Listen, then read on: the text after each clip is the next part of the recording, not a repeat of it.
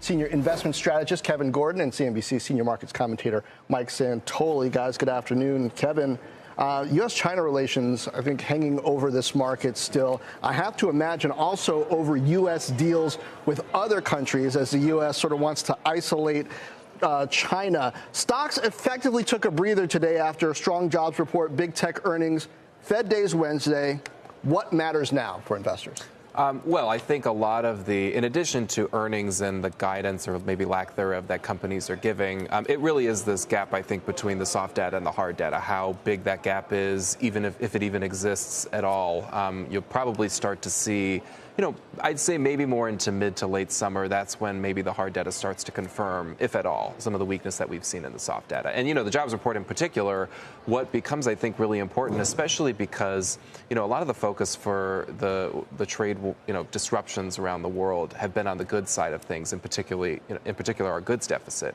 There's never really a lot of focus on the services surplus that we have with a lot of countries around the world. And I think in particular for something like U.S. tourism, if you were to take that and put it under a microscope, this pretty significant decline you've seen recently and how that potentially impacts sectors like leisure and hospitality here in the States, which are huge, and anything, adjacent to that industry in particular. So when you start thinking about getting into the June jobs reports and potentially what that means for the services side of the economy, that is one example of a hard data point, so to speak, where I think you could probably start to see some weakness filter over. But again, we have still a little bit of time to see whether that's the case. Per ISM services this morning, employment improved a little bit, still contracted, but that's going to be an important sequencing to follow. And Mike Santoli, is that also a reason why we should expect to see the Fed stay on pause?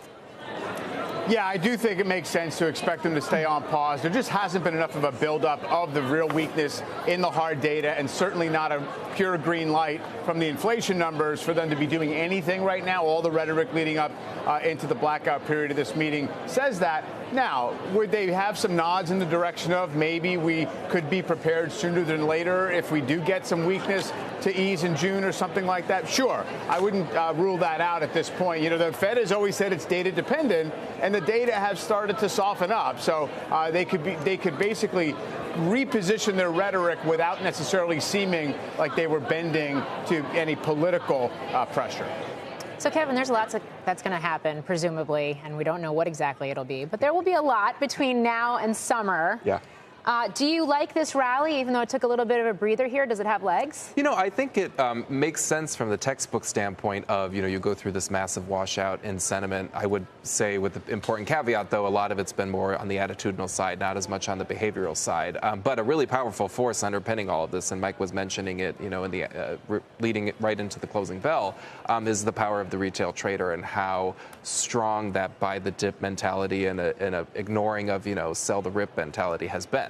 And that's been, whether you track the data that comes from Vanda, whether you track the data that comes from ETF flows into the equity universe, all of that has been relatively strong throughout this period. So on the one hand, I think it is a support, or it has been a support for the market. On the other hand, if you do get more tariff-related uncertainty that kind of hits the market and comes from left field, and that does exacerbate more selling pressure, it does still mean that, households and investors are more exposed to stocks. So you probably get, the potential for another leg lower, especially if you don't see a meaningful recovery in breadth statistics, which I would argue you're starting to see now. You're getting into those early phases of a big spike in, the number of companies that are making new 4-week highs. If that follows through over to, the number of new 52-week highs, which I think we've still got some runway. But if that happens, then, you probably have more of a case to be made that there is more of a durable rally.